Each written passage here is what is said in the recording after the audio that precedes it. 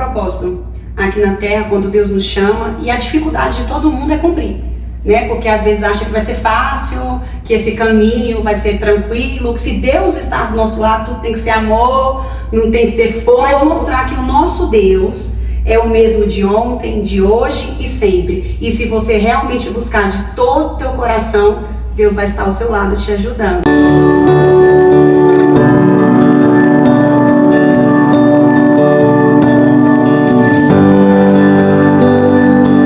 Olá! Como vocês estão por aqui, ó? Estou hoje com o pastor Gessé Ferreira. Muito obrigada por essa oportunidade.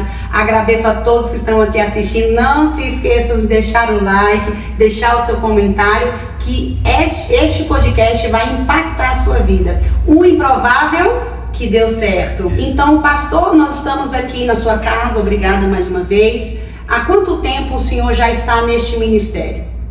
De pastoreio? Isso, de pastoreio. Vai fazer um ano que a gente fomos consagrados a pastor. Sim, sua família, sua casa, sua esposa, né? Tanto eu quanto a minha esposa fui ungidos juntos, né? Mas aí daí em diante vem uma hierarquia, né? Auxiliar, sim, diácono, toda uma história, né? Presbítero, evangelista, fica um tempo longo, né? Sim. E aí, recentemente, veio pastoreando a nossa vida. Isso a gente percebe que é com o tempo, né? Todas as pessoas que têm esse desejo de falar, eu quero, mas não é assim, né? Não é da noite por dia. Não é da noite por dia, até porque Deus ele vai te lapidando, né? O desejo pode ser muito grande, mas se a estrutura for pequena, não vai aguentar o peso do chamado. Verdade. Então, não adianta ter o desejo de ser pastor sem ter o cajado, sem ter o chamado.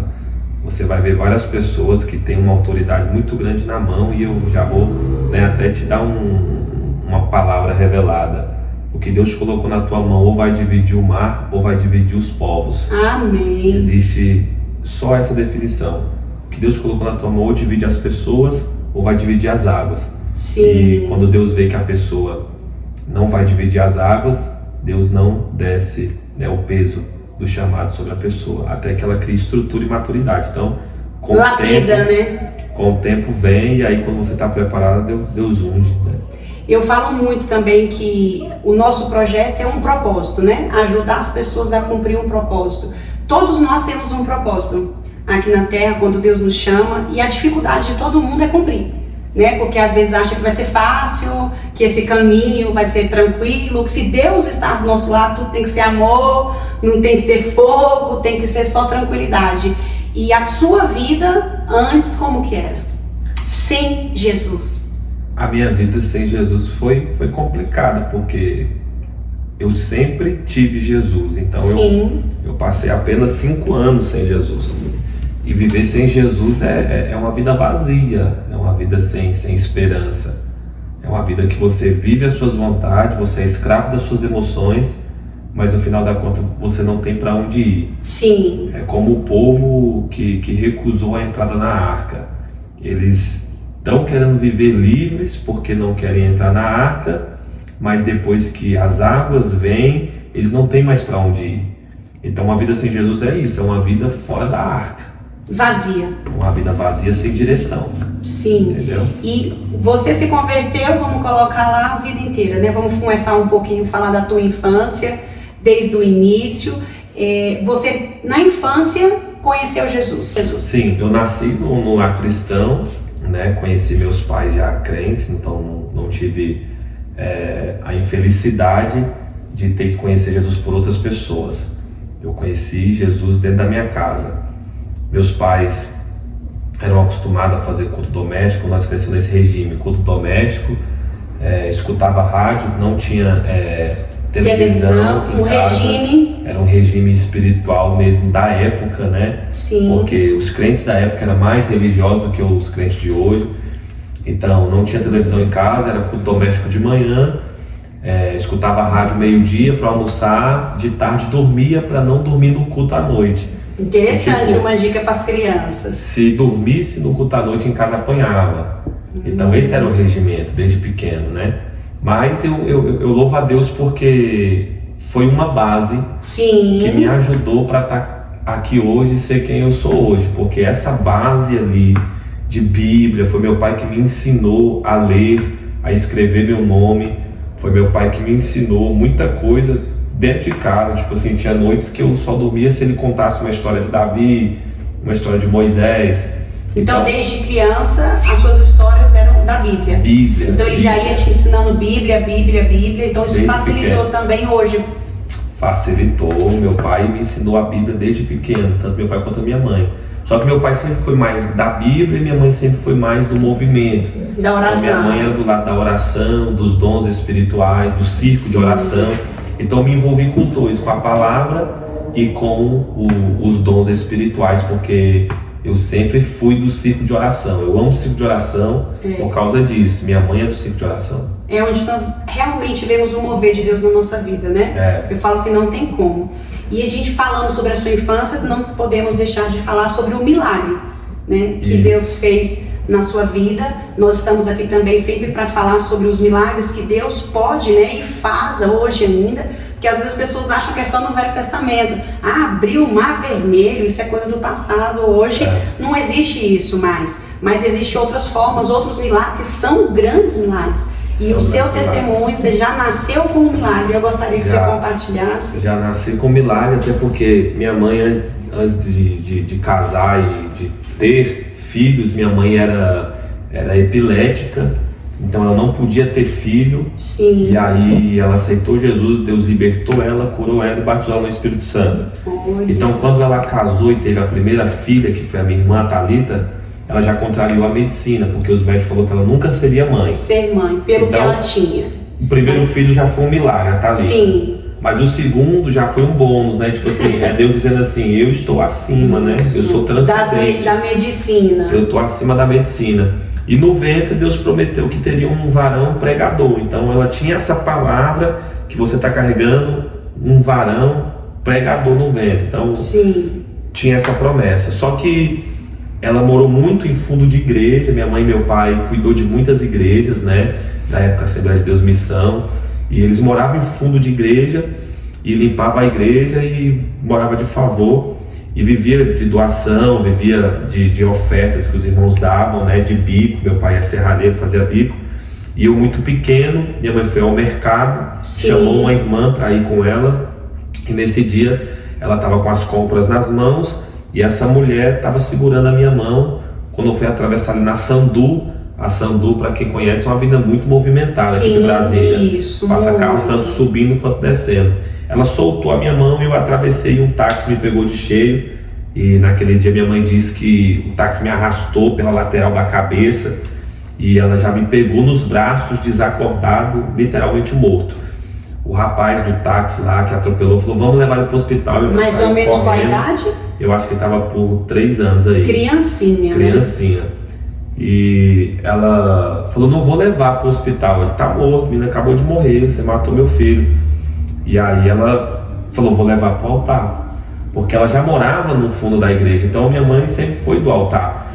E ela pegou você em vez de levar para o hospital, desacordado. todo mundo já falou que já tinha morrido. O povo já viu que estava roxo ali, falou, não, vamos chamar a ambulância. Ela falou, não, vou levar para a igreja. Levou, entrou no templo, desacordado, e disse que ali ela orou a Deus e ela falou, Senhor, o Senhor tem o poder de levar a criança, foi o Senhor que me deu, eu não tinha nenhum privilégio de ser mãe, eu já sou mãe 2 vezes, então o Senhor tem o poder de levar, mas se a tua palavra que o Senhor prometeu desde o ventre é verdadeira, que o Senhor traga ele de volta. E naquele momento ela disse que soprou um vento sobre o templo e disse que aquele vento veio nas minhas narinas e eu acordei nos braços dela. Nossa. Então daí foi um milagre que vira e mexe, Deus me permite contar em algumas igrejas para fortalecer a fé dos irmãos. Deus existe, Deus é real, Ele me ressuscitou nos braços da minha mãe, porque eu fui atropelado e ali o diabo quis ceifar minha vida ainda pequeno. Porque já sabia do seu propósito, o projeto que Deus tinha comigo. Isso, e queria te levar desde sempre, né? Então, eu falo muito também para as pessoas que quando a gente tem muitas lutas, que o propósito é grande, né? E a gente tem que cumprir. E às vezes a dificuldade vem para nos parar. E a primeira dificuldade que você enfrentou, imagino, pequenininho, foi essa, né? Foi essa. E minha mãe mostrou que realmente a fé é acreditar naquilo que não se viu, mas se espera. Sim. Ela acreditou no Deus que ela servia e ela poderia ter corrido para o hospital para tentar, mas ela foi para o altar. Então Então a minha vida está no altar aí desde pequeno. Desde né? sempre, né? Desde E sempre. aí você continua na igreja com a sua mãe? Continuei na igreja, né, nesse convívio aí. Cresceu a sua infância? Como foi a infância? Cresci muito preso, Ministerialmente, né? Cresci muito preso pela questão do meu pai ser muito religioso, né? Eu Sim. posso dizer hoje isso porque de fato era. Então nós não tínhamos um convívio com as outras crianças, nós não tínhamos um convívio de se relacionar com a galera do bairro. A gente era uma criança fechada em casa. Fechada em casa. Somente igreja. Casa e igreja. E aí Deus, por causa disso, Deus me usou ainda pequeno para curar minha mãe ali nessa faixa etária aí de 3 anos. Importante, isso também é bem. Deus me usou para orar por ela e ela foi curada. Ela disse que ela estava enferma já tinha muitos dias, né? E com o tempo eles enfrentaram uma fase difícil e acabaram separando. Sim. E quando houve essa separação do meu pai e da minha mãe querendo meio que me dar o tempo perdido de que eu fiquei preso dentro de casa, ela meio que me deixou livre. Te deu a liberdade. Me deu a liberdade que meu pai não me dava. Então eu passei um tempo conhecendo mais as pessoas, mais os amigos da rua, e foi aí que eu comecei... Ainda na infância? Na infância, foi aí que eu comecei a me esfriar sobre essa questão de igreja, né? Porque ela não se preocupava quanto o meu pai, então me deixava jogar bola, soltar pipa, jogar biloca, e eu fui meio que esquecendo da igreja. Sim. E aí, na infância, já teve esse momento de se afastar? Tive esse momento de se afastar. Mas deixava de ir ao culto? E eu quero até frisar isso aqui, porque isso aqui é muito importante. Hoje a gente vê o maior índice que nós temos de destruição dentro das igrejas, é a destruição da família. E o diabo bate muito no casamento, porque ele sabe que uma família que cresce sem pai e sem mãe é uma família desequilibrada. Então o diabo sabia que ele não conseguiu me matar ali, pequeno, atropelado. Então ele tocou no meu pai e na minha mãe para que ele consiga interferir na minha vida e na vida da minha irmã de alguma forma. Sim, não era só na vida dos teus pais. O foco era na vida de vocês mesmos. Sempre. Você vai perceber que hoje o foco do diabo não é mais na vida dos adultos. É verdade. Os adultos que se entregaram para Deus, eles sabem que ele não tem mais força. Volta. Então você vai ver a televisão, a Netflix, todos esses meios de comunicação aí, eles são investidos, são voltados para as crianças. Sim. O diabo não quer saber mais dessa geração que está passando, o diabo quer saber dos pequenos. Da nova que está vindo. E desde do meu nascimento, o diabo sempre foi interessado na minha geração. Já sabia que os seus pais já estavam focados, em Cristo. Seus pais não iam se desviar mais, que não iam abandonar, que iam permanecer ali em fé, mas que você ainda tinha uma oportunidade. Tinha uma oportunidade. De pegar, de atingir. Pegar, de ceifar. Isso. Né? Então as armadilhas sempre eram voltadas para os filhos. Os filhos. Então eles deu legalidade, separaram, minha mãe deu liberdade, eu acabei me esfriando. Só que aprove Deus que nessa fase aí, né, dos 7 para 8 aí, até os 9 anos, eu conheci um jovem, né, um garoto que morava quase de frente à minha casa, chamava Arthur. E esse garoto, ele era da Assembleia de Deus, e ele me chamava toda manhã todo domingo de manhã para ir para a escola bíblica. E eu sempre cansado, porque eu já lutava judô e já jogava bola, né? Sim. E eu falava, não, vou dormir. Só que um dia eu cedi e fui. Outra pessoa apareceu na sua vida para poder te levar para a igreja. Volta para a igreja. Você tinha se afastado, mas aí Deus coloca uma outra pessoa, um amigo, para te levar. Deus coloca um João na vida de Pedro para fazer Pedro parar de olhar para a frustração e voltar a olhar para quem está andando na praia, que era Cristo, né? Pedro, é o Senhor. Aí ele olha, é o Senhor, ele pula na água. Então esse Arthur foi o João que Deus colocou do meu lado para voltar a olhar para o foco, que por mais que eu era novo, mas era importante eu buscar Deus. Sim. E aí eu comecei de novo a ficar firme. Nessa época a gente viveu coisas extraordinárias com Deus, porque eu busquei muito. E aí em 2008 ali Deus me batizou no Espírito Santo, lá na 3/5 do Setor, na Detag Madureira. Sim. E ali fui batizado nas águas, na sede aqui em frente ao cemitério, em Taguatinga, e vivi congressos ali poderosos. Eu lembro que na Coisas época na infância que te marcam até hoje, né? me marca até A hoje. gente às vezes fala assim, pô, uma criança dentro da igreja, só ir ao culto é o suficiente. Não, a criança na igreja, ela tem experiências que marcam ela até a fase adulta. Quem fala que é na infância que nos prepara para ser um adulto melhor, não é? Com certeza, e detalhe, hoje não tem mais, só que antigamente eles faziam um congresso na sede que os adolescentes dormiam lá. Então, tipo, era 4 dias dormindo na igreja, culto de manhã, de tarde e de noite. Hoje os congressos é tipo, vai à noite e olhe lá. Eu passo só o dia, né? Antigamente não, a gente dormia na igreja, o congresso Sim. inteiro. Então isso me marcou muito. Aí, nessa fase de 2007 ali, 2006, 2007, 2008, a gente buscava muito, né, à toa que o Espírito Santo nos batizou, nos encheu e a gente viveu dias extraordinários. A gente tinha uma equipe que cuidava da gente, que eram os líderes dos adolescentes, Sim. Mariângela e Gutenberg, né? Esse povo, não sei nem onde eles estão, só mas que me até marcaram. hoje, tá vendo? Marcou. Mariângela, Gutenberg e Edelson, 3 pessoas, 3 líderes que deram a vida para os adolescentes, filhos da luz, da 3/5 do Setor. Olha que legal. E eu sou um fruto dessa. E nem sabe, né, onde eles estão hoje. Eu nem sei por onde eles andam. E eles nem fazem ideia também, né, do que se tornou. Eu acho que não. E a base deles. Mas vai, né, que esse vídeo chega deles aí. Ah, com certeza vai. Vai chegar. E aí, então, na infância, teve as experiências ali, foi batizado no Espírito Santo, ficou firme. Fiquei firme. E aí fiquei firme aí até os 14 anos.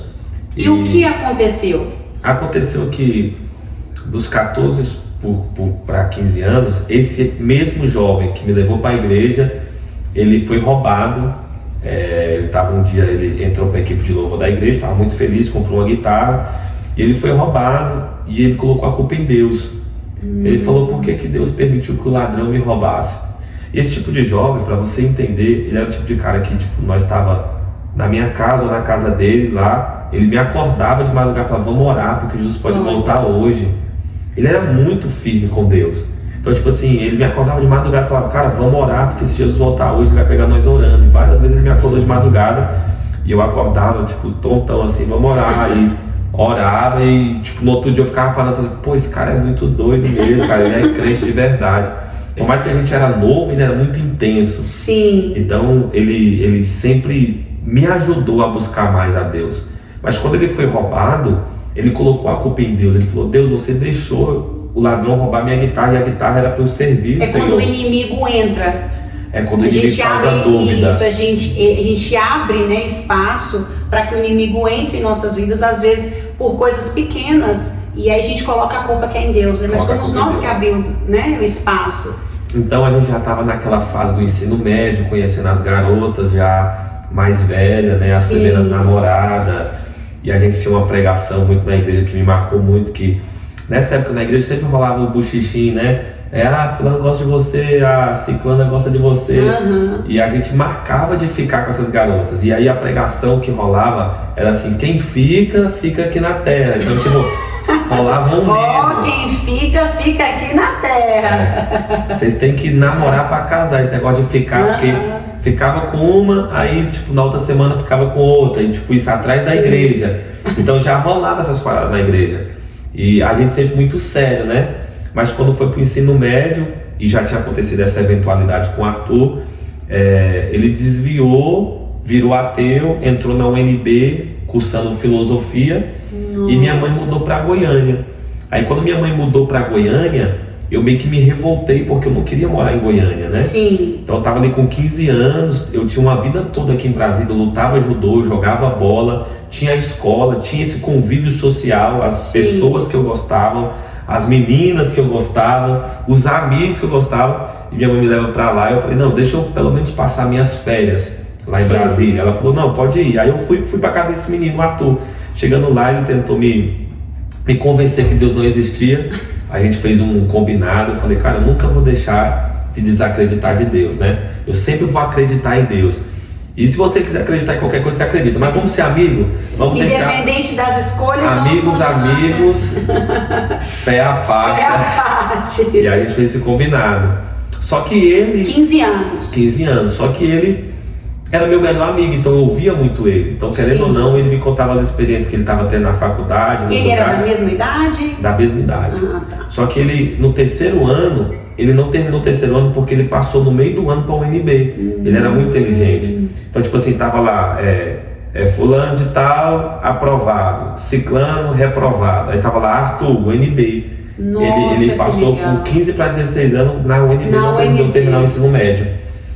E eu escutava muito ele. Só que aí nessas férias ele conheceu uma galera diferente. Sim. E falou que ele fumou maconha e falou que não tinha nada a ver, que a maconha era natural, que ela era diferente do que o povo pregava nas igrejas, na televisão. E falou que se eu quisesse experimentar, né? Nas férias. Nas férias. Sua mãe morando em Goiânia e você veio passar as férias na casa do amigo, melhor amigo. Do melhor amigo. E ele ia arrumar pra gente, né? Sim. Aí eu pensei de um dia pro outro, eu já tava meio que revoltado com as coisas mesmo, porque eu tinha mudado. Eu falei, cara, arruma lá, vamos lá. Aceitou a proposta. E aí era lá no setor. E aí eu falei, isso não vai mudar nada em mim mesmo, eu vou lá, vou me aventurar nessa. E aí a gente fumou o primeiro cigarro de maconha. Ele já tinha fumado outras vezes, só que pra mim foi a primeira vez. Sim. E eu lembro que ali abriu uma dimensão na minha mente que eu nunca tinha vivido. De verdade, a maconha, ela deu uma explosão, assim, buf, nos meus neurônios, que parecia que eu tava em outro mundo. E eu voltei pra Goiânia com muita vontade de fumar de novo, então... Continuar fumando. Mas quando você ficou aqui nas férias, você continuou fumando outros dias ou só foi aquele momento? Só foi aquele momento. E aí o inimigo já colocou em você, na mente, né, vamos continuar. Vamos continuar, porque... Foi tão forte o impacto quando eu fumei a primeira vez aqui, Sim. que eu fiquei meio que assustado. Então não quis fumar de novo. Mas aí quando eu voltei para Goiânia, o inimigo colocou na cabeça de fumar de novo. Ter aquela sensação novamente. E aí por querer ter aquela sensação, eu fui atrás, já em Goiânia, para comprar. E aí comprei lá e lá eu me tornei um usuário. Comecei a... Usuário da maconha. Da maconha, comecei a usar mais vezes.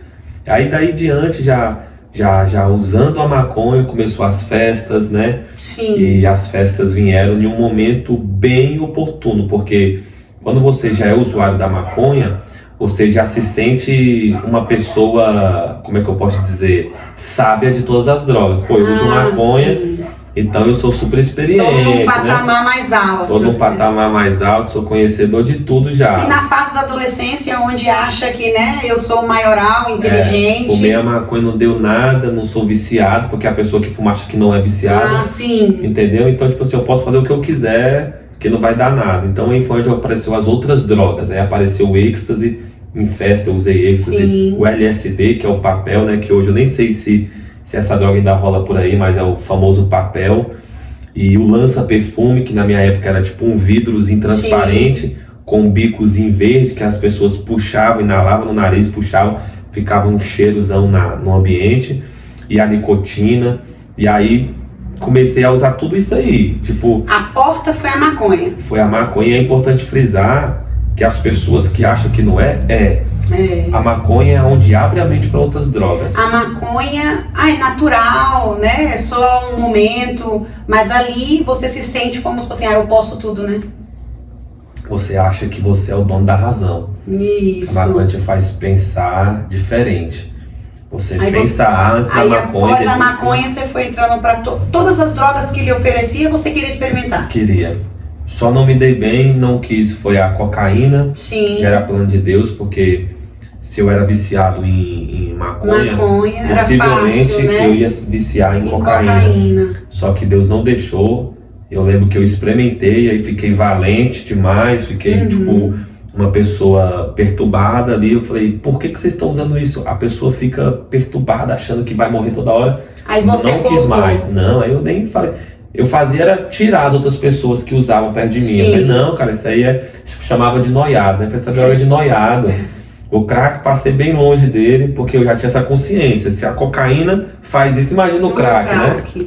Então, era só droga sintética mesmo. Sim. Droga de festa e a bendita da maconha. Festa da balada. Festa da balada. Que é o que as pessoas acham que a droga da balada não tem problema, né? É só na balada. Acham que não tem problema, mas elas não ficam um fim de semana sem ela, entendeu? Vicia, acham que não tem problema. Então, eu vi muitas pessoas, gente boa, que trabalhavam, que não mexiam com nada de errado, mas eram viciadas na droga. Não conseguiam abandonar. E aí, a partir disso, igreja... Igreja estava bem distante do meu Você ia aos cultos? Depois que você começou a usar as drogas? Eu ia numa igreja, de vez em quando, no culto de jovens, que mesmo assim, no culto eu ainda saía, fumava um cigarro de maconha, fumava um cigarro de nicotina. E voltava pro culto? E voltava pro culto, mas pelo menos eu ia. Mas a sua mãe, com você em Goiânia, frequentava a igreja? Nunca deixou de ser crente. Sua mãe nunca se desviou? Nunca se desviou. E como a sua mãe lidava com você assim, nas drogas? Vendo você no mundo, o filho prometido, o filho que teve o milagre na infância, o filho que orou por ela e ela foi curada, e hoje ela presenciando toda essa cena. Minha mãe, ela foi uma guerreira, ela foi sábia, porque eu saía na sexta-feira, voltava na segunda-feira, e minha mãe nunca deixou de deixar uma comida para mim, de fazer uma comida, de lavar as minhas roupas. Então, continuou cuidando de você. Continuou cuidando, mesmo ela sabendo de tudo, mas você não contando. Não, eu não contava para ela. Ela sabia porque quem mãe que esconde sabe, profeta? Né? Mãe e profeta ninguém esconde. Então ela sabia de tudo. Eu vi os meus amigos sendo expulsos de casa, vi vários amigos, a mãe perseguindo, mandando para a clínica, mas a minha mãe todo dia me beijava, eu pedia a benção para ela, me tratava bem e não perguntava sobre droga, sobre nada. Ela me tratava como uma pessoa normal. E nos bastidores ela ia para monte orar. Ela me ganhou no joelho, orando. Então eu saía de uma festa, depois de 3 dias eu tinha uma casa para eu dormir, eu tinha uma roupa para vestir, tinha uma comida para comer, porque a minha mãe ela foi sábia, ela me ganhou com amor. Eu falo que a sabedoria, né? Eu acho que é o dom, é um dom que Deus nos dá. E ela foi sábia no sentido de amar, né? Te amou mesmo de verdade. E aquilo me constrangia muito. Se segurou, porque imagino que uma mãe passar por essa situação é muito doloroso. Então assim, ela nos montes de joelho, mas ela estava ali clamando ao Senhor. A dor dela deve ser foi muito profunda. Mas ela acreditou em Deus. Que aquela promessa que ela tinha desde o ventre iria se cumprir. Iria se cumprir e se cumpriu, né? E isso era muito forte, porque minha mãe orava nas madrugadas, era o horário que eu estava nas festas. Então eu estava na festa ali, mas tinha uma hora da festa, tipo umas 3 horas da manhã ali, que tipo, eu olhava pro povo. Isso nos conta como que era você no mundo. Eu no mundo, eu era um cara, aquele cara boa praça, amigo de todo mundo, conversava com todo mundo. E tipo, usando a droga, eu nunca se esqueci daquela base ali, cristã, dos hinos da harpa, da leitura bíblica, das pregações. E o que você sentia? Do batismo do Espírito Santo. Eu me sentia que aquele ambiente não era para mim. Como eu te disse, às vezes 3 horas da manhã eu tava ali doidão, só que eu chegava num ápice ali que eu falava, cara, esse aqui não é meu lugar. E você sente que era sua mãe de joelho, orando na madrugada. E o Espírito Santo me tocando. Lá, você lá na balada. Eu sinto Deus em falar isso aqui pra você, eu sinto Deus aqui em falar. Ela falava muito na oração, toca nele lá agora e convence ele, que aquele lugar não é para ele. E naquele momento ali eu estava na festa, eu ficava totalmente de cara, olhava para as pessoas e eu via as pessoas tipo dançando. Uma vez eu tinha uma visão, eu estava numa boate, estava todo mundo dançando de mão pro alto, e eu olhava aquele povo ali, aí Deus me mostrava aquele povo, todos eles no inferno, em vez de se alegrar, eles estavam pedindo socorro, socorro. E aí eu parava, e você lá. E eu lá, e eu parava assim, Deus me dava essas visões, eu parava, e o Espírito Santo falava, esse aqui não é seu lugar, você é escolhido, você é chamado. Aí você balançava a cabeça e seguia. Você tem um propósito. Aí eu falei, que isso, cara, por que eu tô fazendo isso, por que eu tô aqui? Aí eu já chamava o Lucas, já chamava alguém, falava, cara, vamos embora, pra mim acabou a festa aqui, já tô então doido as orações demais. Da sua mãe te alcançavam. Isso é importante falar, porque às vezes as pessoas não veem o mundo espiritual. E as pessoas estão lutando, orando, jejuando, guerreando por outra vida, mas a gente não vê, né? Nós que estamos orando, nós não estamos lá com a outra pessoa. E a gente acha que a nossa oração não está surtindo efeito. Porque surtia efeito, você sentia, mas não era o momento ainda, né? Não era o momento. E é isso que as pessoas têm que entender, que é a persistência, né? Por várias vezes eu ia morrer por overdose, mas teve uma vez em especial que eu estava em uma after, né? E essa after era numa mansão chamada Mansão Carrijo. E nesse dia é interessante que a gente quis ficar muito louco. Então a gente comprou muita droga. A gente comprou o lança, a gente comprou a maconha, a gente comprou o LSD e comprou as balas. E a gente comprou muito cigarro, comprou pirulito. A gente O queria ficar objetivo era ficar loucão de droga mesmo. E aí nesse dia eu comprei muita droga e a gente pegou aquelas pochetes, colocou droga, colocou um monte de coisa. E não sei nem como a gente entrou pra festa com essas drogas. Enfim, lá dentro, depois de usar todas essas drogas ao mesmo tempo, né? Tomei a bala, depois usei o papel, já tava fumando a maconha, fumando o cigarro, e eu puxei o lança, meio que deu um branco em mim, e eu entrei numa dimensão espiritual que eu vi a minha vida todinha passar pelos meus olhos, e nessa hora eu falei, eu tô morrendo. Só que do lado de fora eu tava meio que espumando pela boca, e os meus amigos tentando me acordar. Você estava tendo a overdose, mas na sua mente estava vendo o mundo espiritual e o povo fora vendo a overdose. E a minha vida todinha passar pelos meus olhos, né? E aí eu lembro que nesse dia uma voz falava comigo que dizia que eu tinha uma verdade que eu precisava descobrir, que todos os sábios da terra descobriram, né? E por fora meus amigos tentando puxar minha língua, tentando me acordar, e eu dentro dessa dimensão aí espiritual, querendo saber que verdade era essa, né? Eu falava, mas que verdade é essa que todo mundo quer descobrir? Aí isso foi passando assim na minha mente, assim, Bob Marley descobriu, Che Guevara descobriu. Aí eu falei assim, pô, só esses caras loucos descobriu, Einstein descobriu, fulano descobriu. E aí um povo falando, você vai descobrir. Vozes falando na minha mente, você vai descobrir. Muito louco, você vai descobrir. Louco, alucinado, você vai descobrir. E aí eu parei pra pensar, eu falei, cara, eu assisto filme. Nos filmes, quem tá morrendo, a vida dele passa todinha pelos olhos dele. Essa voz tá me falando que eu vou descobrir uma coisa que quem descobriu morreu já, né? Todos os que descobriram morreram. Então eu tô morrendo. Nessa hora caiu a minha ficha que eu tava morrendo e eu quis voltar pra realidade. Mas quando eu quis voltar pra minha realidade, eu vi as pessoas tentando me ajudar, mas não conseguia falar. Então eu ficava espumando e tentando falar, mas não falava. E as pessoas falavam, já você tá morrendo. Eu tava num camarote da festa. E aí os meninos tentando me ajudar e eu falando, cara, me ajuda, eu vou pro inferno. Eu falava, me ajuda, eu vou pro inferno. Eu tinha consciência. Você teve consciência da sua vida. Aí essas vozes ficavam batendo palma, vai descobrir. Aí eu comecei a me encolher. Até quando uma luz muito forte, colorida, começou a se aproximar de mim. E eu lembro desse dia que ela apareceu bem grande assim, game over. Apareceu pra mim, game over. É engraçado, mas foi apavorante. Apareceu bem grande, game over. E eu falei, meu Deus, game over é fim do jogo. Acabou. Aí o game over sumiu e apareceu Jesus Cristo na bola, escrito Jesus Cristo. Foi até um dos motivos que eu fiz uma tatuagem na época. E aí a voz falava assim, ó, todos que morreram não voltaram para contar a verdade, mas teve um que morreu e ressuscitou. E Jesus. Esse é o único que é a verdade, que é Jesus. É verdade. Aí a voz falava assim, se você morreu, você não volta mais, você acorda para a vida. Aí foi como um estralo. Aí você voltou. Comecei a ouvir as pessoas de novo, comecei a me controlar, parei de tremer, parei de ficar ali, né, naquele êxtase ali da morte. Aí eu sentei, o povo me colocou sentado, aí eles perguntam, eu falei, não, tô bem. Todo mundo... Foi um choque. Olho arregalado. Porque não imaginavam que você ia viver. Arregalado e todo mundo foi embora, ninguém quis ficar na festa mais. Nossa. Foi uma das loucuras. Então, isso aí era um dos motivos da oração. Da sua mãe. Eu poderia ter morrido. Isso, porque a sua mãe estava intercedendo por você constantemente. Estava intercedendo. Mas não significa que as coisas ruins não vão acontecer com você. Acontece porque Deus você permite. Que tá, você está plantando, Deus permite para que você possa voltar. Isso. Mas as orações da sua mãe lhe guarda, lhe protege. Tem alguém ali orando, pagando preço por você. E você sente que tudo isso foi o que foi lhe fazendo acordar. Foi fazendo eu acordar. Mas depois disso você foi para onde? O crime.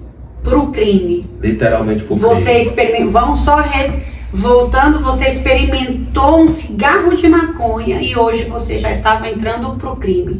Depois da maconha, eu entrei literalmente pro crime. Então a porta foi um cigarro de maconha. Um cigarro de maconha. E quem me ofereceu não foi meu inimigo, não foi... Foi o seu melhor amigo. Foi meu melhor amigo. Eu já quero dizer, para quem tá vendo esse vídeo aí, amigo de verdade não é o que te chama para balada, para beber. Amigo de verdade nunca vai querer roubar a tua paz. O amigo de verdade vai querer te aproximar de Deus. Então quem me ofereceu o primeiro cigarro de maconha foi o meu melhor amigo.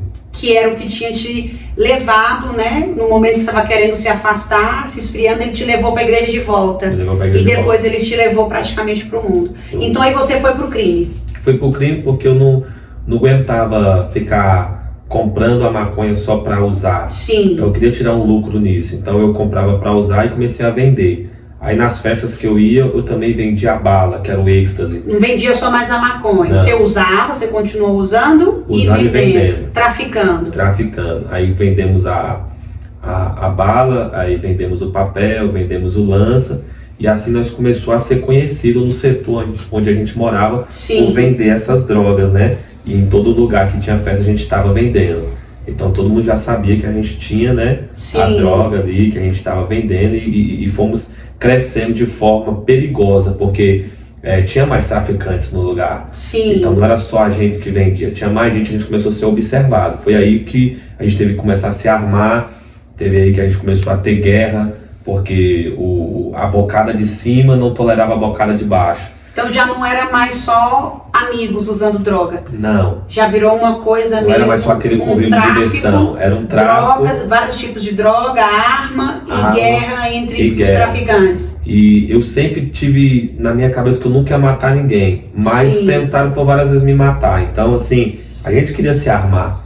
E a gente se armou, né? Se armando pesado. Eu lembro de comprar o meu primeiro 38 fazendo um consórcio, fiz um consórcio, todo mundo fazendo consórcio para tirar a carteira, outro Sim. fazendo consórcio para dar entrada num carro, outro fazendo consórcio para isso. Você fez para comprar uma arma? Uma arma, falei, o meu consórcio, quando eu pegar, eu vou comprar um 8, eu vou ficar de cima, né? Porque a minha mentalidade é, se os caras virem, eu não vou atrás deles, mas se eles virem atrás de mim, eles vão receber, né? Sim, sim. Então daí foi já uma vida perigosa, começou a ficar perigosa. A gente já não andava de moto mais normal, sempre espinhado. Nas festas estava sempre espinhado. Sim. E todos os lugares que a gente ia, não sentava de costa para a rua mais. Então aí acabou aquele negócio de diversão de festa. Agora era realmente profissional do crime. Tá no lugar é para vender, tá no lugar é para fazer uma missão. Mas mesmo em tudo isso aí, ser incrível que pareça, a gente ia fazer uma missão ali, tipo, levar tantos quilos de droga. Eu montava numa moto, eu entrava num carro e eu orava. Você sempre tinha esse costume? Tinha, e os caras riam, mas muitos acreditavam. Falavam, não, nós vamos fazer o errado, tu vai orar? Eu falei, pô, pelo menos pra gente se desviar do mal, né? E eu orava. Te incomodava ainda? Me incomodava porque eu tinha muito medo de morrer no crime. Porque você sabia, no final... Eu sabia qual era o final. No final, todo mundo tá lá no errado, mas sabe que se morrer... Já era, não tinha mais volta. Quem nasce num lar cristão, ele nunca esquece. Não tem como, não os adianta. Princípios são mais fortes são dentro de você. São muito mais fortes, são gritantes. Você não tá entendendo, nós ia fazer uma loucura, eu orava, falava, Deus me protege. Mas quem tava indo fazer a merda era eu. Você. Entendeu? E aí você continuava ali, naquele mundo, sabendo que estava errado, mas não voltava. Não voltava. E a sua mãe continuava orando, do mesmo jeito, zelando. Não te pressionava, te tratava com amor, continuava cuidando de você, o restante amor. Da sua família te apoiava. Não, meu pai nessa época aí, ele praticamente esqueceu que tinha filho. Sim, não aceitou a situação. Não aceitou, minha irmã também não quis compactuar. Minha irmã era mais velha. Mais velha, não quis compactuar. A família toda, a parentela toda. Todo mundo sabia. Me tinha como ovelha negra. E a sua mãe ali. O tempo todo do lado. Orando. E sempre ao seu lado. Sempre ao meu lado. Mas ela sempre falava ali. Você conseguia orar com ela, tirar momentos de oração com a sua mãe nessa época? Eu acordava de manhã, minha mãe estava consagrando. Então Sim. Ela cantava os hinos de manhã, lia a Bíblia. Mas ela sozinha e você que ouvia? E eu ouvia do quarto. Então mas você não participava? Não, eu acordava, dava benção para ela. Às vezes ela pedia para orar em mim. Então, assim, várias vezes eu Você aceitava as orações? Eu aceitava e peguei minha mãe várias vezes orando por mim enquanto eu dormia. Né? Com a mão ali na minha cabeça, orando por mim enquanto eu estava dormindo. Que eram os momentos que ela tinha para me ungir. Sim. Mas teve uma vez que, já envolvido nessa loucura toda aí, minha mãe estava na sala e eu estava no banheiro, porque eu ia tomar banho e já ia sair de novo, né? Pegar a moto e ir pra loucura. E aí passou 2 irmãs do círculo de oração na porta da minha casa, não conheciam a minha mãe, só que chamaram, minha mãe foi atender. E aí essas irmãs falou, tem um jovem aí dentro que a gente precisa orar por ele. Nossa. Aí minha mãe falou, eu sei quem é. E aí elas falou, deixa eu entrar aí agora? Ela falou, eu deixo. Aí quando minha mãe não me avisou, elas entraram. Quando elas entraram, eu lembro como se fosse hoje. Eu tava de toalha, saindo do banheiro. Aí eu falei, poxa mãe, a senhora nem falou que tinha visita, como é que eu vou passar aí na sala agora? Aí a mulher falou, não precisa nem correr. Eu vim aqui só para te entregar um recado. Nossa. Deus tem as nações para você, Deus tem aeroportos para você, Deus tem altares para você, Deus tem o melhor dessa terra para você. Mas se você não quiser, Ele te tira da terra, mas não te divide com o diabo. Nossa. Nesse dia minhas pernas tremeu. Tremeu porque eram duas mulheres com muita autoridade. Nossa. E naquele dia ela falou, bem, eu estou dizendo perante o Deus que eu sirvo, se você não quiser, Deus vai te tirar da terra, mas Ele não vai te dividir com o diabo. E ela foi naquele dia, saiu lá de casa com muita autoridade. Eu já comecei daí em diante ficar um pouco mais recuado com as coisas. Sim, e aí, você recebeu. Recebi. Mas também não foi o final. Não foi o final, você porque daí continuou lutando ali no errado. Comecei a ver as percas, né? Sim. Porque essa guerra matou muitos, né? Você viu outros morrer? Vi, inclusive a maioria morreu, outros estão presos. E um hoje é crente, tem outro que é muito amigo nosso, que é tetraplégico, tomou 8 tiros de ponto .40. Tiros você já envolveu? Várias vezes já tentaram nos matar, de Deus dar o livramento da gente. Sim, livramento você teve vários, né? Vários, inúmeros livramentos, de acidente, de tiro no rumo, já tentaram tentativa de homicídio contra a nossa vida. Sim, em festa, então já vi a bala passando assim, e a gente fazer colete humano, de pegar uma menina no meio da festa, segurar ela pelo pescoço e sair correndo, jogar ela pra lá, pegar a outra assim, sair até chegar no mato e cair pra dentro do mato, porque os caras estavam atrás atirando. Mas né? Nesse momento você lembrava de Deus? Todo o tempo. Todo o tempo. E ficava tipo uma semana quietinha até as coisas abaixarem pra voltar a fazer as coisas de novo. Mas eu comecei a ver muita perca, né? Muito amigo morrendo. Eu nunca gostei de roubo, né? Eu nunca fui o cara que falava assim, vou roubar, não. Meu negócio era só o tráfico. Só que os amigos que roubavam começaram a se envolver com homicídio. Então eles mataram pessoas que estavam no mesmo sistema que eles. Um matou aqui, eles iam lá e matava lá. E por matarem pessoas, eles acabaram morrendo. Então essa galera que se envolvia, saía do roubo para o homicídio, morreram muito rápido. E os traficantes, que eram do mesmo nível que eu, que foram presos, né? Igual eu cheguei a ser preso. Você chegou a ser preso? Cheguei a ser preso, 33, né? Que é o artigo. Sim. Tráfico de droga e cumprir condicional porque era réu primário. E foi mais devagar para essas pessoas e sofrendo penalidades maiores. Mas os que se envolviam com roubo e homicídio morriam muito rápido. E eu já estava ali com coisas pesadas, mas ainda tinha aquela misericórdia de Deus ali, né? Me segurando. As orações da mamãe. As orações da mamãe estavam ali o tempo todo. E aí, nisso tudo, o que te fez, assim, de verdade, te dar um choque e falar, volte, meu filho? Nessa época, estava tão intensa as loucuras que a gente fazia, que eu fui pego pela Rotan em uma madrugada, fui espancado, fui afogado vivo, eles cobriram o meu rosto com a camisa, torturado. E nesse dia eu me lembrei de tudo que eu aprendi na igreja desde pequeno, me lembrei das promessas, me lembrei da minha mãe que estava orando, me lembrei de tudo. E nesse dia eu falei com Deus, falei, Senhor, eu sei que eu vou morrer, eles vão me matar hoje, mas se eles me matarem, eu quero te pedir perdão pelo que eu fiz. Então, quero me reconciliar. Quero me reconciliar aqui. Se eu for para morrer, eu quero morrer contigo. Mas também se eu sair daqui, pai, eu quero mudar de vida. Ali você fez aquela promessa com Deus ali. De que se Ele te tirasse dali, você queria mudar de vida. Eu queria mudar de vida. Naquele momento ali que você estava passando por aquela situação que veio isso na sua cabeça? Você sendo afogado, torturado e vinha isso na sua cabeça? E o tempo todo na minha cabeça. Porque eu sabia que dali eu não passava. Não passava. Aos olhos humanos, dali você não passava. Ali você, na verdade, clamou a misericórdia do Senhor. Porque eu já estava incondicional, então, tipo assim, eu estava já no período de toda semana ter que assinar num lugar lá, não sei se era fórum, sei que toda semana eu tinha que assinar um negócio. Senão eu ia preso direto, por droga. E eles sabiam, os policiais que me pegou sabia disso, eles queriam uma arma específica que eu sabia onde é que estava. Mas você não entregou. Não entreguei. E eles tinham um tanto de quilo de droga lá que não era minha, mas eles iam colocar em mim para minha condicional virar uma cadeia mesmo. entendeu? Para ficar preso, fechado. E aí, nessa hora eu clamei por Deus, pela misericórdia. Teve um amigo que estava comigo na garupa da moto, desse dia que eu fui pego, que eles não bateram nele, não fizeram nada com ele, mas ele ficou de joelho do outro lado, algemado, um policial da Rotan armado, apontado com a arma para ele. Ele disse que nesse dia ele nunca foi crente, ainda mais nesse dia ele virou crente. Disse que ele orou muito porque ele ouvia, né, às vezes que eu estava lá morrendo afogado, sendo torturado, ele viu meu sofrimento e ele pediu muito para Deus naquele dia para que eu não morresse. E eu lembro que quando eu fiz essa oração eu já tinha desmaiado umas 3 vezes, na nariz já estava sangrando, a algema já tinha comido metade da carne da minha mão, porque eu estava algemado e eles me colocaram na tampa da Amarok. Tinha 6, eu acho que 6 viaturas, era 4 viaturas. Nossa. E uma de costa para outra, e tinha outras 2 lá na porta. Do lote baldio, tinha areia, brita e água, tudo que eles precisavam para torturar uma pessoa. Nossa. E a algema comeu a minha mão e eu já tinha se desmaiado várias vezes.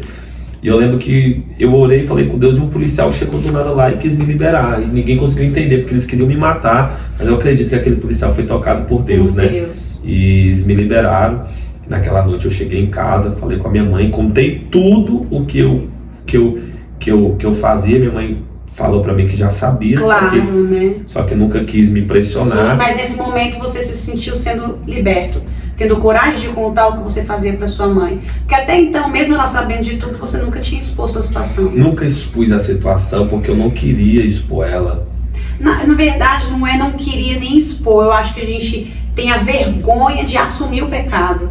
É mais a vergonha de falar assim, sabe que tá errado. Então continua firme ali no erro, porque tem aquela, né? Não vou me expor, não vou me humilhar. Mas quando Deus chega, quando Deus toca, né? Quando a gente sente, não tem, né? Que faça o homem ficar de pé, né? Não, então ali você se humilhou. Me humilhei, falei com ela que eu queria ser crente. E ela falou, vou te ajudar. E aí nessa época eu achei que eu poderia, tipo, arrumar uma namorada e, tipo, ficar indo pra igreja, mudar de vida, ficar indo pra igreja de vez em quando, mas continuar usando drogas, só era parar com a criminalidade. Sim, nesse momento que você se reconciliou, só foi parar com a criminalidade. Foi, com a droga pesadas. Você continuou porque você era um viciado. De fato, era um viciado em maconha, e aí eu mudei, né, do setor lá de Goiânia que eu morava, fui para um setor em Trindade. Sim, você teve que sumir. Sumi, meio que, por falar, né, juntei com a garota, e aí fui morar com ela. A sua estratégia. Foi essa, achei que a mulher ia me mudar, né? Sim, vou casar, vou ficar junto com a pessoa e essa pessoa vai me mudar. Uhum. Mas de fato, se não for Jesus, nada te muda. Não muda. Não adianta falar que vai casar para mudar, que vai fazer isso para mudar, não. Só te muda se você for para Cristo, se você for para a palavra, se você for para o jejum e para a oração. Se você buscar outros meios para tentar te mudar, isso não vai dar certo. É só Jesus que é a mudança, né? E eu fui pra lá, pra essa Trindade lá, passei um tempo lá. E não resolveu nada? Não resolveu porque no final das contas a gente se separou, ela me deixou na Pinaíba, né? E eu fiquei morando numa casa em Goiânia sem nenhum móvel. E foi a pior fase da minha vida. Você foi literalmente pro fundo do poço. Pro fundo do poço. E as notícias que chegavam é que os amigos estavam morrendo e que um amigo meu tinha morrido trocando tiro com a polícia, que era o Lucas. Sim. Então nessa fase, aquele Arthur lá atrás que me levou para a igreja, que me ofereceu o meu cigarro, que eu já tinha morrido em um acidente de carro. Sim. Então morreu ele e mais o seu melhor amigo morreu. Já tinha morrido. E aí você tinha um outro amigo, Lucas, recebeu a notícia que morreu. Recebeu a notícia que morreu. Então, tipo assim, eu peguei e hibernei. Fiquei só tomando cachaça e fumando maconha dentro dessa casa, sem comer, sem nada. Não vou falar que era uma depressão, porque eu nunca tive isso. É uma coisa que eu nunca permiti. Mas eu tava ali literalmente no fundo do poço. No fundo do fundo, né? No fundo do poço. E aí, um certo dia, o portão toca, eu fui lá atender, quem era? Era o Lucas. O que tinha tido a notícia que tinha morrido. Que tinha morrido. Tava lá de social, roupa que eu nunca vi. E falou, deixa eu entrar. Eu falei, cara, tava morto. Ele falou, não, tô morto não. Pra você foi uma surpresa. Muito grande. Você se sentiu um alívio? Senti um alívio. E quando você olhou pra ele, você sentiu diferente? Você, por ser cristão, mesmo naquela vida louca, quando você olhou pra ele, você sabia que ele tinha se convertido? Até o momento presente, não. Até ele abrir a boca, não? Não. Eu olhei pra ele, eu só tava surpreso porque ele tava vivo. Mas depois que ele entrou, ele falou assim... Tava super vivo. Super vivo. Ele falou, tu lembra das vezes que a gente fumava e tu pregava? Olha porque aí. eu era o tipo de cara que tava ali fumando maconha, tava nas festas, mas eu pregava pra galera. Aquele chamado já ardia dentro de mim. Eu tipo, tava ali... prensando a maconha e falando, vocês têm que parar de fumar, cara. Vocês têm que ir pra igreja. Vocês têm que parar com essa vida. Os caras, pô, mas tu tá fumando também. Eu falei, não, mas uma hora eu vou parar, pô. Você falava que ia parar e o Lucas ficava... Sou filho de missionária, sou filho disso. Jesus é bom, pô. O diabo não presta não, pô. Não faz essas coisas não. Falar de é muito doido. Os caras falavam, como é que pode? Tu tá na mesma merda pregando pra gente. Mas aí ele chegou e falou que essas pregações que eu preguei pra ele, olha aí, fizeram efeito. E ele passou por uma situação difícil lá, que realmente ele trocou tiro com a polícia. Todo mundo achou que ele tinha morrido. Só que Deus deu o livramento. Ele entrou na igreja dos crentes e aceitou Jesus. Olha que legal. E ele não queria seguir essa vida sem que eu voltasse também para Cristo com ele. Nossa, ele foi lhe resgatar, literalmente. E aí ele me levou para a igreja onde ele estava indo. E você aceitou? E lá eu aceitei, porque um pastor que estava lá, o pastor Nil, já dorme no Senhor. Esse pastor, ele foi outro canal de Deus na minha vida. Porque assim como a minha mãe, esse cara também foi usado pelo amor.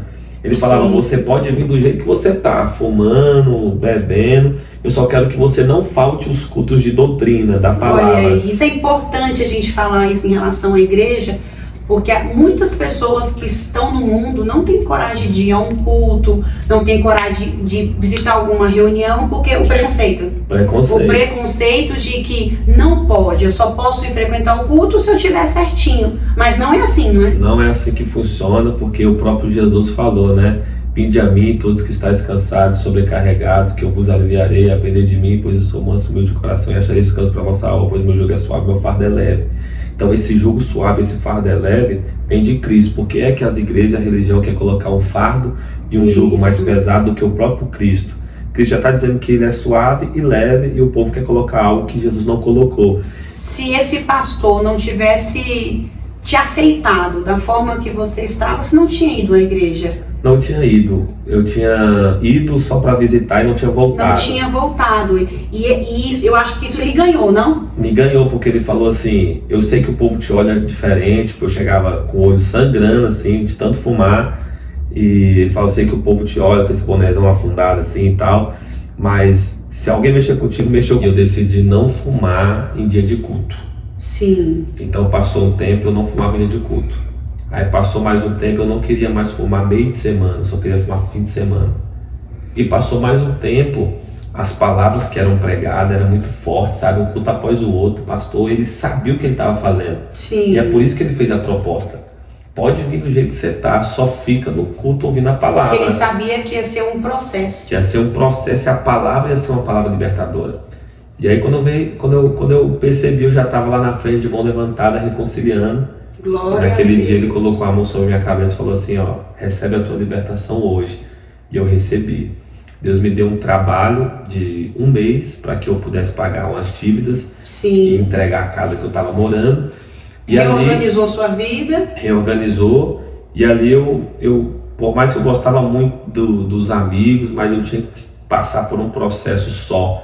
Então eu voltei para Brasília. Sim. Voltei para a casa do meu pai. Aí recomeçou tudo de novo. Tudo de novo, porque meu pai é muito crente, né? Não sei se é muito crente ou muito religioso, né? Eu sei que ele perguntou, né? Você tá crente? Eu falei, não, eu tô crente. Ele sabe que aqui tem regra, né? Eu falei, não, eu sei, pode ficar tranquilo. Então eu entrei numa hierarquia muito grande ali, né? Quando eu vim para Brasília de volta, depois de 5 anos ali em Goiânia, vivendo todas essas loucuras, eu quis fazer as coisas certas. Então eu tinha horário para ler a Bíblia, eu tinha horário para jejuar, e eu tinha horário para orar. Hoje você é pego por várias pessoas nas igrejas, nos congressos, pô, pastor, quero pregar igual o senhor, quero ter as agendas igual o senhor. Isso é super importante falar. Quero voar, quero estar nessa intensidade aí. Só que o povo não quer ter a tua intensidade de busca, entendeu? Sim. E eu lembro que o meu celular, da hora que eu acordava, a hora que eu ia dormir, ele tinha despertadores para dizer hora de orar. Hora de ler a Bíblia. Durante o dia todo? Inteiro. Eu era muito sério com essas coisas. E quando ele despertava, você parava? Parava o que eu estava fazendo e orava. Tirava aquele momento de oração. Aí ele falava assim no celular, né? Hora de orar. Eu parava e orava. Só para saber quanto tempo, mais ou menos? Era de 3 em 3 horas. Mas de 3 em 3 horas, quanto tempo você ficava orando? Aí não tinha hora, né? Por exemplo, se fosse para orar, orava o tempo que fosse. Se fosse pouco ou muito. Se fosse para ler a Bíblia, lia. Pouco ou muito, né? Não, perguntando porque é importante a pessoa saber. Como é que eu faço essa minha rotina de oração, de jejum? O importante, principalmente para responder para você e para as pessoas, é que você tem que ter no seu dia um devocional. Sim. O seu devocional, ele é importantíssimo para a sua vida espiritual. Porque hoje nós temos homens de altar e nós não temos homens de vida. Sim. Nós temos formadores de sermões, pregadores e estudantes para formar sermão, mas nós não temos pessoas que leem a Bíblia para se alimentar. Que vive, né, a palavra. E nós não devemos ler a Bíblia para montar sermão. Verdade. A Bíblia tem que ser lida para você ter uma intimidade com Deus. Então o devocional é o momento que você vai ter de devoção com Deus, que você vai se alimentar. Sim. Outra parte do seu dia você pode ler para montar um sermão. Mas naquele horário específico, seja na hora de acordar ou na hora de dormir, você tem que ter esse devocional. Aqui é eu e Deus. Aí você canta, você ora, você lê a Bíblia, você tem esse momento. Só que eu era muito extremista quando eu estava naquela fase. Mas é uma forma de você também se ocupar. Com certeza, porque você estava num momento muito propício a voltar. Estava num momento propício a voltar, e é uma coisa que eu falo para as pessoas. Aquele cantor famoso que ele confessou que é homossexual agora. Sim. Infelizmente ele foi infeliz em ter feito um comentário que ele disse assim: eu me descobri com 12 anos, orei para Deus tirar isso de mim, Deus não tirou, então eu entendi que Deus quis me deixar dessa forma. Jeito. Não existe isso, porque senão não seria evangelho. Evangelho é Deus permitir que você tenha os mesmos desejos, mas todo dia você não se entregar a esses desejos para viver a vontade de Deus. Isso. Se Deus te tira o desejo de fazer o errado, Deus é manipulador e o Deus ditador. Deus não quer tirar o desejo de você, Deus quer que você conviva com o desejo, mas não realize o desejo. Diariamente. E faça a vontade dele. Então isso é evangelho, marca, cicatriz, renunciar à carne. Renúncia. Ter um desejo te leva para o inferno? Não.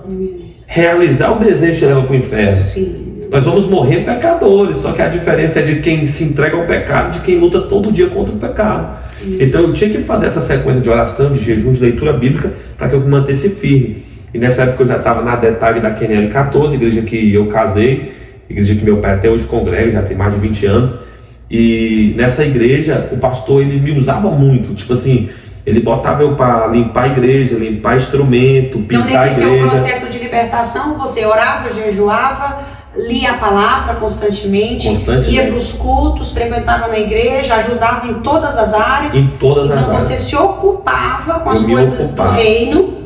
Para lutar pela sua libertação. Para lutar pela minha libertação, para lutar por mim e achar algo sobrenatural em Deus. O seu caminho. Eu queria viver algo ali sobrenatural. Então eu todo o tempo envolvido com a obra, E depois que eu passei esse tempo envolvido com a obra, né? Mais ou menos quanto tempo? Um ano. Um ano. 19 para 20 anos ali. Fervorosamente. Eu comecei a ter o desejo de pregar, né? Sim. Porque lembrei das vezes lá de 2008 que eu evangelizava na madrugada, que eu fui batizado no Espírito Santo. Eu falei, Senhor, meu chamado é para pregar, então eu quero pregar. Mas e as acusações internas? Você tinha? O espinho na carne tinha, até hoje, né? Tipo, se você não é merecedor, você não pode. Você ainda tem aquele gingado de maloqueiro. E querendo ou não, eu não tinha roupa social. Tipo assim, as minhas roupas ainda eu tinha 1 ou 2 camisas social. Então era mais diferente dos outros irmãos, né? Sim. Não tinha aquela pegada que os irmãos tinham. Porque vamos colocar assim, as pessoas acusando é normal, né? O ser humano tem falha, ele... Mas eu falo que o mais difícil de lidar é com a acusação interna. Você com você mesmo. Falando, eu não vou pregar, eu não vou evangelizar, olha quem eu fui, porque é onde o inimigo ataca, né? Ele ataca dentro de você. E eu ainda tinha muita coisa que eu acabava me privando de viver o sobrenatural, porque, tipo assim, eu falava muita gíria ainda, entendeu? Sim. Negócio de malandro ainda tava em mim, aquela coisa, né? Então, mas tipo você assim, achava que isso te atrapalhava? Era coisa sua, não? Era porque coisa isso não minha, interfere. Era coisa minha, mas eu achava que as pessoas não iam me aceitar por causa disso. Sim. Então eu buscava mais para que eu pudesse tirar isso aí, tirar isso de mim e virar uma pessoa igual aos outros. Eu queria ser igual aos outros dentro da igreja, entendeu? Sim. Então eu participava mais das coisas para aparecer mais com eles, né? Pra Sim, estar quanto mais a perto. gente convive com Deus, mais nós vamos aparecer com Aí Ele. eu falei né? com o pastor o meu desejo de pregar, o meu desejo de fazer a obra, né? E ele sempre... E ele, tipo, apoiou, mas só que ele me ligava e eu achava que ele ia me botar para pregar, ele me botava para trabalhar, né? Semana após semana, o pastor me ligava e falava, hoje o pastor vai botar eu para pregar. E o pastor me chamava na igreja, botava eu para fazer pamonha, botava eu para pintar a igreja. Então, tipo, meio que o pastor aproveitou este momento que eu estava com desejo para botar eu na obra.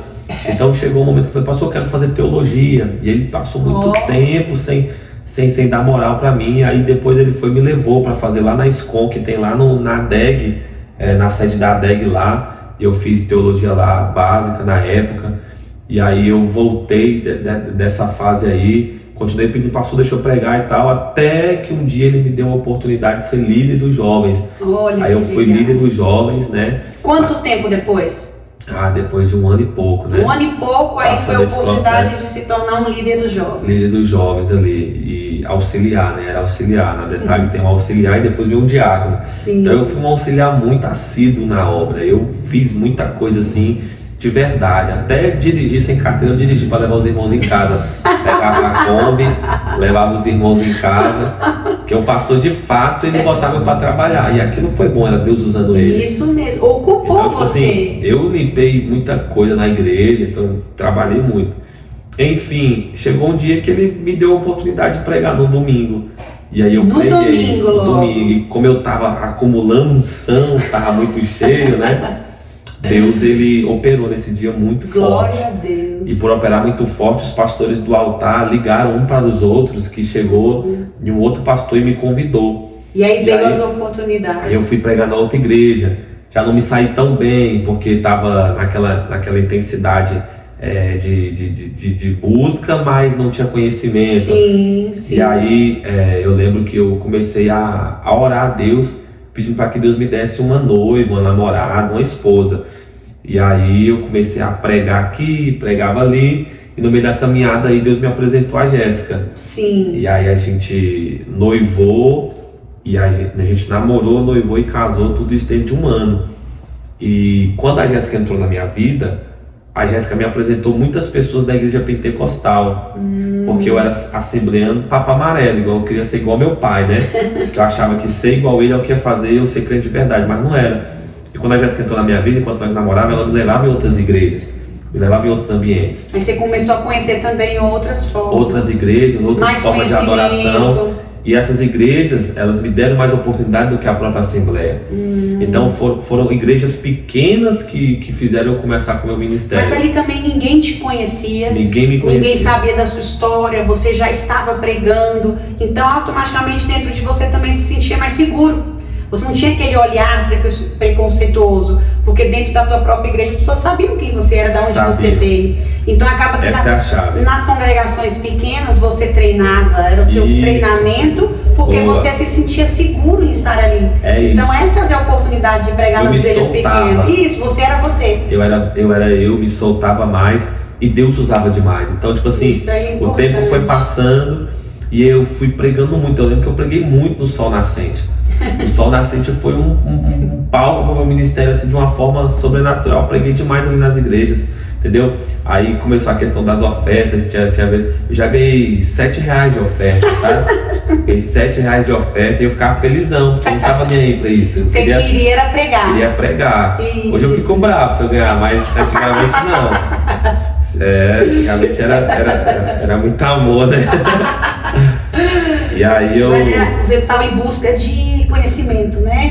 conhecimento. De praticar, de colocar pra fora. E aí eu casei com a Jéssica. Deus consertou tudo, né? Que você colocou alguém na sua vida. Falou muito com a gente, falou que a gente realmente estava sendo unido ali para um propósito maior do que a gente imaginava.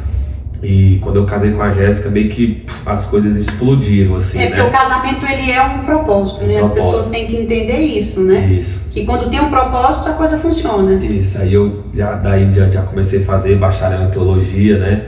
E o meu conhecimento foi aumentando, a minha busca foi aumentando, então, tipo assim, eu não aceitava ser ruim, eu não aceitava ser um pregador básico, eu não aceitava ter pouca unção. Eu não aceitava ser uma pessoa normal como os outros. Eu descobri Sim, toda a bagagem que você estava vindo, né? Eu perguntava, poxa, tem quanto tempo de ministério? Fulano, tanto tempo. Eu falava, poxa, mas esse cara não prega nada. Chegava em alguém e falava assim, pô, você tem quanto tempo de crente? O cara tem tanto tempo de crente, pô, esse cara não faz nada. Então, tipo assim, eu tive um avanço em pouco tempo que muitos não tiveram por causa da assiduidade, da busca e como é que eu posso dizer? Eu era intenso, eu tive uma intensidade. Sim, entendeu? Eu tive intensidade. E persistiu ali também, minha né? Minha esposa dormia, tinha uma perseverança tremenda. Minha esposa dormia, eu estava lendo Bíblia. Ela acordava, eu estava em jejum, né? Então, tipo assim, estava ali. E Deus foi honrando. Quando eu pensei que não, eu cheguei a um ponto que eu estava num emprego, Deus me tirou desse emprego, falou, você vai viver inteiramente para mim. E nessa época eu já ganhava muito bem, né? Sim. Ganhava muito bem porque eu era jovem, a Jéssica era jovem, e a gente ganhava muito bem. E Deus me tirou de lá e falou, você vai viver inteiramente para mim. Aí onde começou a chegar os convites para viajar para outros estados, né? Na época eu voltei em Goiânia para pregar, tinha amigos. Olha, isso é interessante. Em outras denominações. Voltei na igreja do pastor Nil, honrado, pregador. Olha, pastor. Deus começou a te honrar, né? Começou a me honrar. E todo mundo ficava surpreso, pô, aquele maloqueiro, aquele cara que ninguém deu nada, pregando, improvável. O improvável que deu certo. E todo mundo que desdenhou, que desacreditou, teve que ver as coisas mudar e começou a mudar mesmo, de uma forma que, quando pensa que não, puf, Deus soprou. Em Brasília mesmo, eu preguei demais mesmo. Tinha meses que a gente pregava mais de 30 vezes no mês, né? Nossa. Cheguei a pregar, eu acho que mais de 300 vezes no ano. Mas isso, né, te cresceu muito? Cresceu muito. Tanto como ser humano, como pregador, como esposo, né? E aí Deus me aproximou de gente grande, de grandes pregadores do Brasil. E hoje é isso aí, tá? É esse pregador aí. E isso a gente fala, foram 10 anos, né? Vamos colocar, quase 10 anos aí de ministério. A gente fala assim, carinha de novo, né? Mas tem uma história assim muito forte, impactante. E eu falo que as pessoas que pregam, que tem que ter uma vida. Tem que ter uma vida, tem que ter uma história, porque todos os dias você lembra de onde Deus te tirou. Então, isso é a força que você tem hoje para pregar, para falar para as pessoas que é possível sim um milagre, né? Então, assim, desde pequeno, mesmo você prometido do ventre da tua mãe, olha tudo que tu passou para chegar aonde está hoje, e muito que Deus vai fazer ainda na tua vida, que vai te usar, levar para outras pessoas. E a finalidade desse podcast é que a sua história alcance várias outras pessoas onde você não pode chegar ainda, né? Ainda. Então, a sua história, muitas outras pessoas por aí também têm uma história dessa, mas não acreditou no próprio potencial e no que Deus poderia fazer. Você ouviu a voz de Deus. Enquanto você fugia, né, da voz de Deus, a vida não deu certo. Depois que você conseguiu cumprir, né? Cumprir o que Deus tem prometido para a tua vida. E é igual você falou do cantor, eu também acho super interessante. Nós temos que abrir mão de nós. E quando a gente abre mão de nós, a nossa vida parece que alavanca. Então, enquanto nós estamos ali, né, querendo fazer só o nosso objetivo, a coisa não anda. Quando a gente abre mão, aí foi quando você falou, cresceu, encontrei uma esposa, hoje tem uma família, pai de 3 filhos. Então assim, olha a história, um pai, esposo, pastor, realmente é o improvável que deu certo. E hoje ele pergunta assim, uma pergunta que eu acho que todo mundo quer saber, e a mamãe, como ela é hoje? Minha mãe, ela não aguenta ver eu pregar sem chorar não. Meu Deus. Minha mãe, ela sempre me apoiou em tudo. Até quando eu pegava muito ruim, pregava ruim mesmo, tá? Ela tava lá gritando. Ela tava lá chorando, porque só ela sabe o que ela passou. Sim. E sabe quem eu sou hoje. Então, tipo, Agora mesmo ela tá com os meus filhos ali, Sim. cuidando para que a gente esteja aqui. E ela, tipo, super me apoia em tudo. Ela é, tipo, de mãezona coruja aqui, coruja na internet. Sim, você vê os comentários no Instagram, todos são dela. Com certeza Facebook, vai ter aqui os comentários dela. no YouTube, todo lugar. E ela me apoiou em tudo. Inclusive, quando eu comecei a pregar, por eu não ter muita agenda no início, eu queria pregar, o que eu fazia? Eu ia para os evangelismos. Então eu comprei uma caixa, comprei um microfone e ia pregar na rua. Na rua. Coisa que muita gente tipo, não faz, tipo, só Sim, quer a oportunidade nos altares. No altar, isso. E eu fiz um projeto Chamados para Fora, que é o verdadeiro nome da igreja, né? Sim. Igreja quer dizer eclésia, que é vindos para fora. Sim. E aí eu peguei esse projeto, reuni a galera, a gente fazia visita nas casas, a gente pregava nas praças, pregava nas ruas, nas rodoviárias. E por muito tempo eu preguei na rua com carro de som. Preguei em todo lugar que você imaginar. A gente visitava casas de recuperação, a gente visitava... Hoje preguei em vários lugares, em várias cidades, mas antes preguei foi na rua por muito tempo. Preguei na rua, sem vergonha nenhuma. Fiz o ID do Senhor da forma que tem que ser, sabe? Sim. E eu tenho muitos testemunhos até hoje de pessoas que aceitaram Jesus, de pessoas que eu cuidei nessa época dos chamados para fora, que foi um crescimento para mim ministerialmente, sabe? Essa evangelização. Então, antes do altar público, tem um altar em secreto. Eu acredito que tem vontade de pregar, poxa, não tem oportunidade na sua igreja. Às vezes você está pensando assim, pô, meu pastor não me dá oportunidade, meu pastor não me chama para pregar no culto. Mano, vai para a rua, prega na praça, prega nos becos, nas vielas. Se você tem uma palavra, que Deus te deu essa palavra, que Ele te confiou essa palavra, corre, vai atrás, que eu tenho certeza que tem gente que quer te ouvir. Quero louvar a Deus pela vida, né, da nossa amiga De Joelhos Podcast. Com certeza é um projeto de Deus, evangelístico.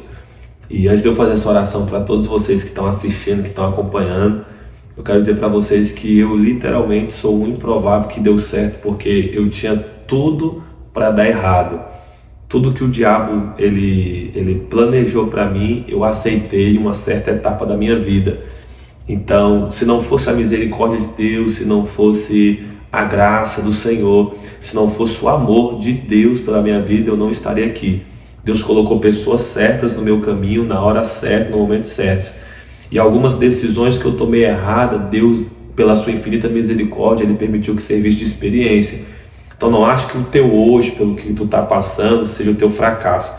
Até porque Deus ele tem coisas maiores para você. Acredite que o que você está vivendo hoje, Deus está permitindo para te dar experiência, para te amadurecer, para te lapidar. Deus ele permitiu eu passar por tudo que eu passei para hoje eu chegar em um jovem e pregar para ele, dizer para você tem solução, para você tem salvação, você pode chegar lá também. Então quero te abençoar com essa oração. Não sei se você agora está em casa, no trabalho, onde você está, mas eu quero te abençoar, dizer que Deus ele é fiel para cumprir. Se tudo o que Deus te prometeu saiu literalmente, se saiu de verdade da boca de Deus, até porque existem muitos falsos profetas nessa terra, mas se o que Deus te prometeu saiu da boca dele, vai acontecer. Pode passar céus e terra, mas a palavra de Deus não passará e ela não voltará para o Senhor vazia. Então eu quero orar por você e quero te abençoar no dia de hoje. Senhor Deus, eu faço essa oração, Pai, agradecendo a vinda, Pai, da tua serva aqui na minha casa. Eu quero já te agradecer, Pai, pelo convite, Pai, pela oportunidade de estar falando do teu amor, de estar dizendo, Pai, para as pessoas o que o Senhor fez na minha vida. Eu quero pedir ao Senhor que o Senhor possa alcançar, Pai, as pessoas que estão agora assistindo esse podcast, as pessoas que estão envolvendo, Pai, o seu dia, Pai, o seu tempo nesta obra. Que o Senhor possa tocá-los, assim como o Senhor um dia me tocou, Pai. Lá naquela boate não deixou eu morrer. Que o Senhor possa tocar essas pessoas como um dia o Senhor me tocou, Pai. Lá naquele camburão da Rotan e também não me deixou morrer. Que o Senhor possa tocar essas pessoas como um dia o Senhor me tocou lá naquela igreja e disse que estava me levantando como um pregador da Tua Palavra. Que o Senhor possa, Pai amado, dar ânimo. Que o Senhor possa dar, Pai, uma vitamina de fé para essa pessoa agora. E que ela possa sair, Pai, dessa situação de fracasso, de desânimo, de procrastinação. E que ela possa encarar o melhor, Pai, o melhor dela, Pai, a melhor fase dela, o melhor tempo que o Senhor tem para ela. Eu oro assim e profetizo no nome de Jesus que nós vamos viver o melhor de Deus. Eu profetizo que nós vamos viver o extraordinário. E eu creio que essa geração, Pai, pois eu acredito na minha geração, eu creio que essa geração, ela é uma brasa, uma chama de avivamento que se espalhará para todas as nações do mundo, em nome de Jesus. Amém. Amém.